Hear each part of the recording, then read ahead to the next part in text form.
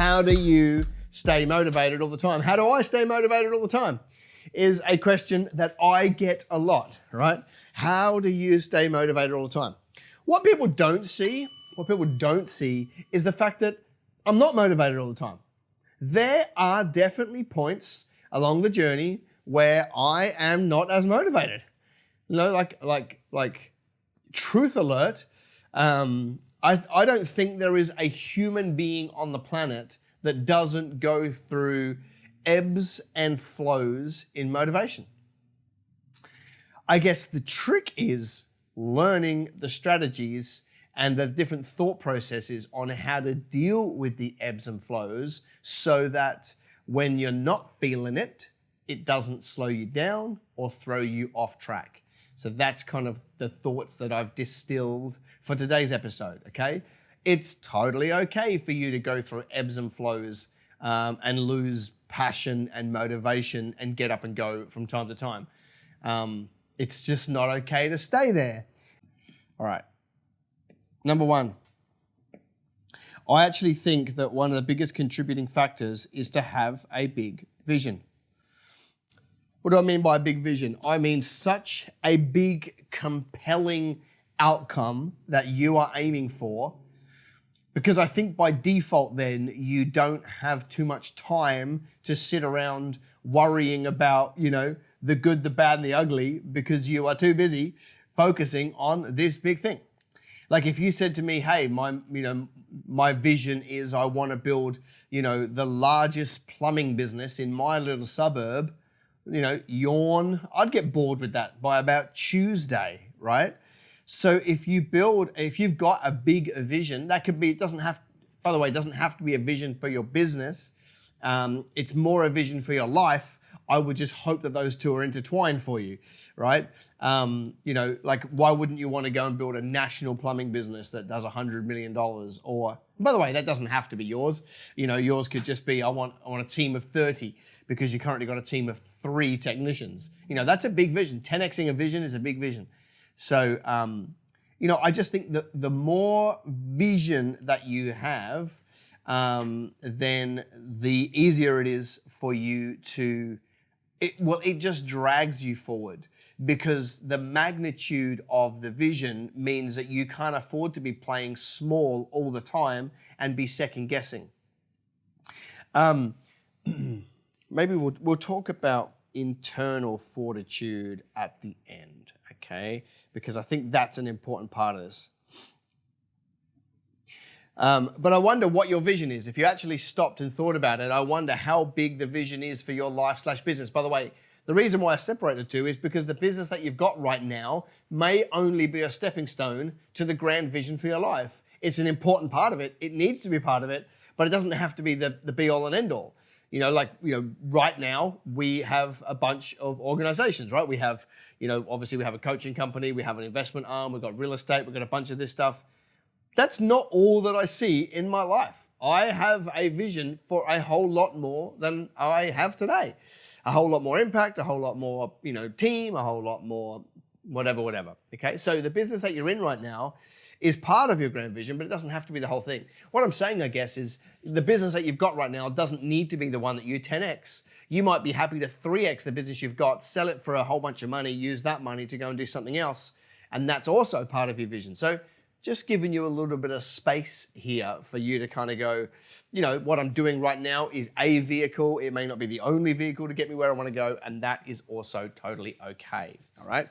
So, but when it comes to vision, well, you guys know mine. You guys know that, I want to raise up thousands of Kingdom entrepreneurs. That's why I'm on here banging on about this stuff twice a week and putting on events around the country, and that's why I exist, the Kingdom Business Network and all those things, because if I can raise up enough entrepreneurs, then they build businesses that are profitable, which means they can fund their church and fund projects. It also means they're influential, so they can contribute to their community. And it also means that we now have a national voice with thousands of Kingdom entrepreneurs that we can use for good. All right, so that's my vision. So you think about that, right? That's never been done in modern history. That magnitude of conversation. No one's done the hard work of grinding it out and doing a TV show and coming up with content and answering questions. No one's done the little bits. it just means, and by the way, we're this far along that journey. It just means that I can't get caught up in, oh, this thing didn't materialize by Friday, because the thing's going to take my life to achieve, or at least the next 10 years before we really get an upkick, I reckon. So because it's big and it's so long, I just can't get crippled by, I should be here by now, and I should be here by now, and I should be here by now. I can't be crippled by that. Because everything is an exponential curve, right? If I just draw this on here, success in anything happens like this. Meaning that, 80% of the time that it takes you is really just building momentum and getting a little amount of forward momentum, and then she kicks up at the end. So that's why I'm not worried about what happens on the 80%. Like, as long as I can see growth and as long as I can see momentum, I'm good. Because it's not going to happen in a short period of time anyway. Same as you. If you said to me, we're currently doing 1 million and we want to go to 20 million in revenue, yep, that's mostly going to all happen at the end, right? So what are you doing now? As long as you're seeing an upkick in revenue, as long as you're seeing adding more team, as long as you've got more marketing pillars to build a business, as long as you're seeing momentum, you should be totally happy to keep going. So I wonder how big your vision is. And if it's not big, you need to get a bigger one. And how do you find a bigger one? I'm asking questions of myself as we go. How do you find a bigger vision? Here's one strategy that I think most of us should do more frequently than we do. Get into an environment that you wouldn't normally be in, right? Whether that's, pack a backpack with a little bit of food and a water bottle and a Bible and a journal and go and spend a night in the hills, or whatever, go to the beach for an entire day, no phone, no laptop, no internet, no nothing. Go to an environment that you wouldn't normally go to and be uncontactable for 12 to 24 hours and just dream with the Lord. Because he's put a whole bunch of gifts and talents inside of you that you need to work out what they are, to work out what he's got for you, to work out the magnitude of it. Every time we're talking here about a kingdom vision, it's always going to be way bigger than you as a human being can do. So wouldn't it make sense that you took some time out to dream? I guess many of you do the opposite. You start dreaming until midday and then work out why you haven't got any clients. I'm talking about actually doing it in such a time that you get real clarity and real purpose and real excitement about what you could do with a life. And then when you come back down off the mountain with a face that's shining, you'll be unstoppable. So I think that's a really important idea for you to build vision. You may actually have to go and do that exercise every 6 months for the rest of your life, maybe, until the point where it clicks and you just go, yeah, that's what I'm going to go build. I think it will be a good opportunity for you to go and do that. All right, point number 2, how to stay motivated all the time, is to get clarity on what life is going to look like when you achieve something great, when you achieve the grand vision. What is life going to look like for you? The clearer we can get to knowing the outcome, the easier it is to stay motivated, because we've got even more little handles to hang on to on the journey. All right, let me give an example. Back before I understood kingdom, nearly every business coaching company in the world would do some sort of vision building at the start of their coaching program, right? The largest company in the world are terrible at this because it's all material stuff, and that's the only set of lenses they can look through.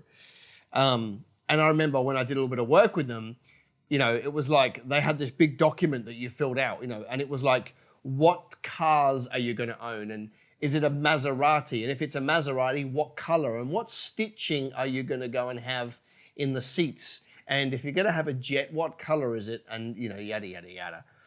Now, and what watch are you going to have? And you can't just say, I want the Breitling. Which one? And what color band? And what colored face? So all of them, unfortunately, theirs is just a material worldview. Ours is obviously bigger than that because we're playing for something bigger. We're playing for people, playing for kingdoms.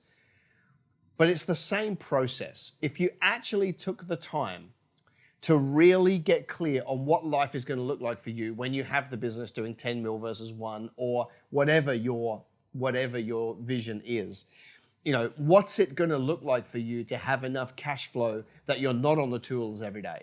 What is that going to look like, feel like, taste like? What are you going to do at that time? What's life going to look like for you when you're able to help companies with charities or churches with big checks, right? So it's great to be putting in ongoing giving. We need to be doing that, as you know.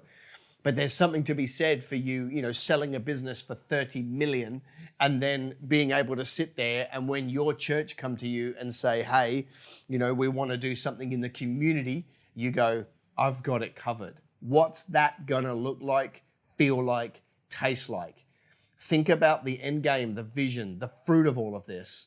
If you can get clear on how that's gonna feel, how it's gonna look, how you're gonna do it, how much you're gonna enjoy it, the emotions it's gonna bring to your life, that is gonna anchor you so much to a point in the future where you won't be thrown off by a bad day or a bad half day or a bad few days, because you'll be able to taste and see the end game.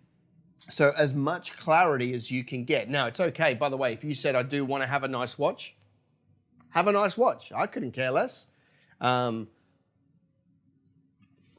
If you want to have a Maserati, have a Maserati. You'll soon realize that it's not that fun anyway.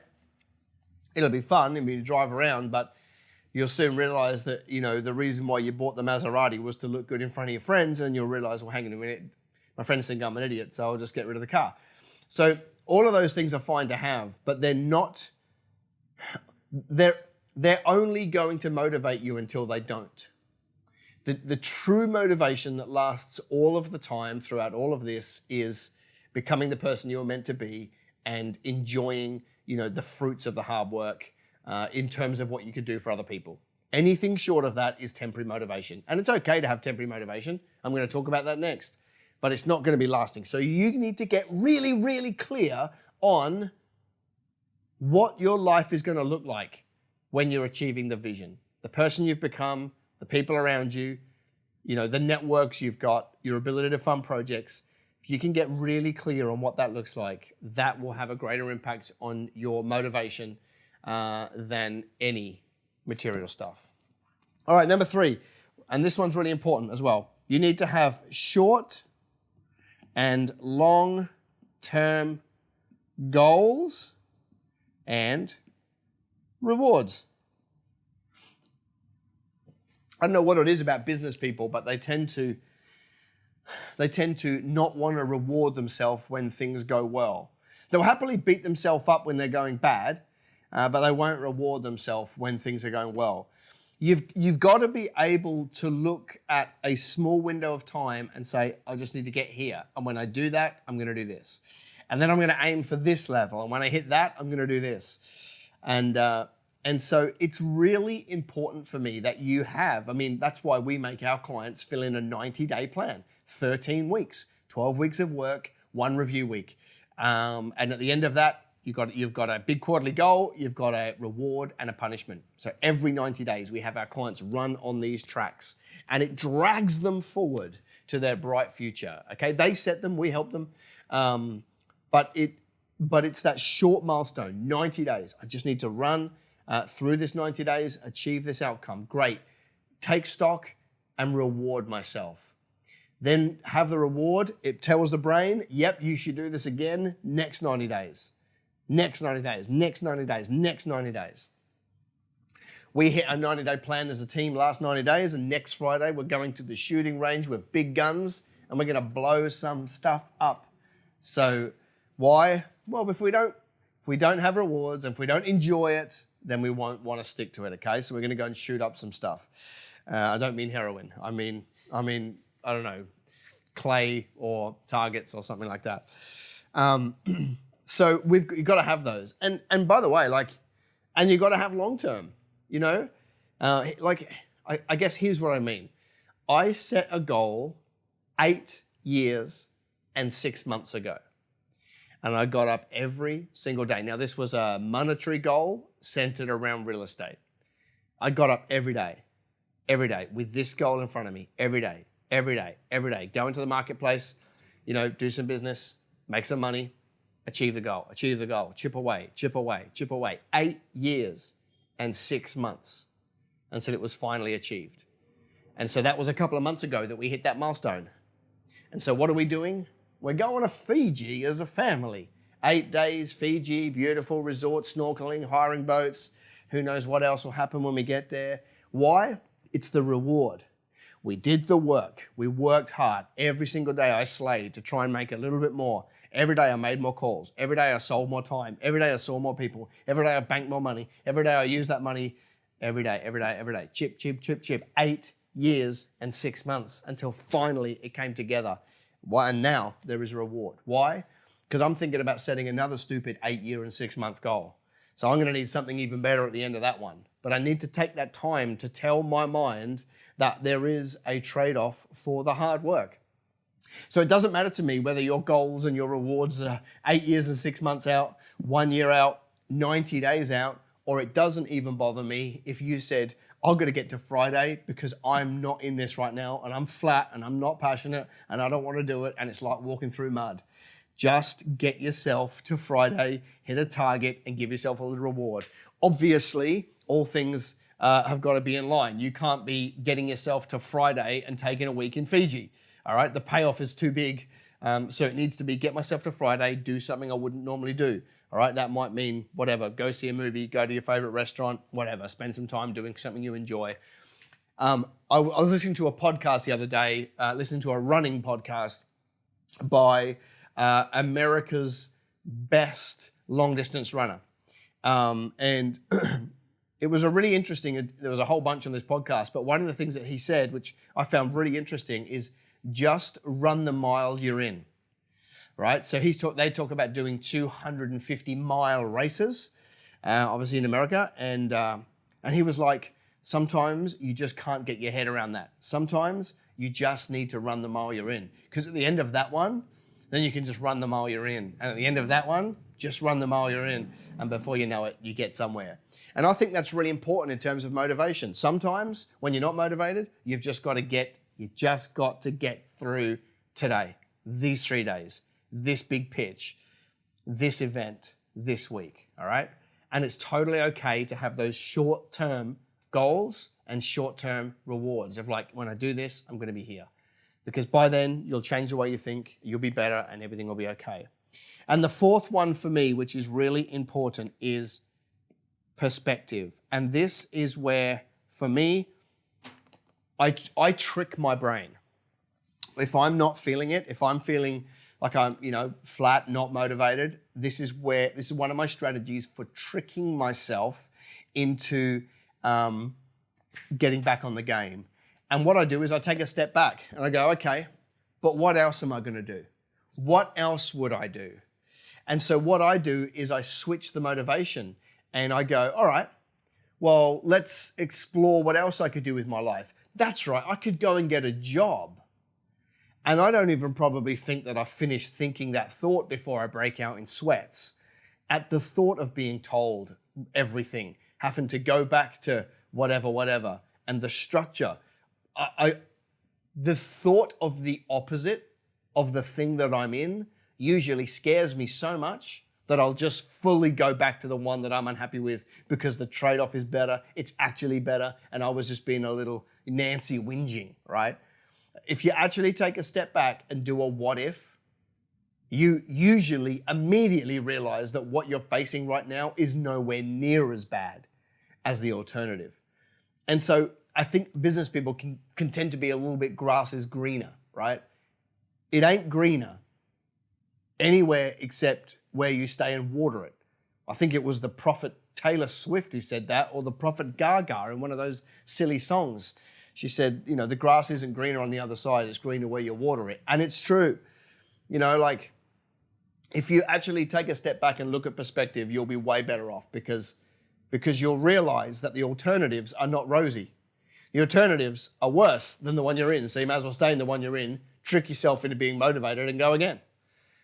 The payoff will be there, the joy is going to be there, and all of those things, all right? So that's how you do it. And so I guess this internal fortitude is really interesting for me because, as I've said many times, like a broken record, if you want to build something great in business, it's going to take you a decade. You'll probably get some results in year 2, 3, 4, 5, 6, 7, but to actually build something great, big business, team, revenue, consistent, stable, 10 years, 7, 8, 9, 10 plus years. And most people don't have the internal fortitude to do that. And when you look at the growth curve, if it's a 10-year journey, you're really only seeing motivation from year 3, 4, 5, and even then it's minute. 6 and 7, you start to see some progress, and 8, 9, 10 is when you make all your money and when you get to see the big upkick. So don't be put off by the fact that momentum is hard in the early stages. But I've got so many friends, right, who've done nothing great with their life. They were full of potential, had the skills, had the knowledge, but they can't stay at something past the point where it gets hard. It's like when things get hard, they go and jump ship and do something different. And then they think that the grass is greener over there. So they go in all guns are blazing, boots and all, into that new thing. And they'll run at that for 6 to 12 months and they'll realize it's just as hard as the last thing. I think I'll go try something else. They'll go and try something completely different. They'll run at that for 6 to 12 months, realize that's just as hard, and go and find something else. I've got friends that are on their 7th or 8th venture, realizing that all of them are hard. So, and I'm sitting here going, well, hang on a minute. Wouldn't it make sense that you found what was the common denominator between all 8 ventures? Me. Why don't I work on me so that it's not so hard? Because I know that if this person or these friends that I know, if they had stuck to any of those things for the time, they'd be in a better position than they are today because they would have pushed through it and life would have been better. But you've got to have that internal fortitude to stick to it. You are better off sticking to something that works and building it than you are, keep engineering new ways to try new things. Once you get a golden vein, even if it's a small one, you chase that thing until the very end.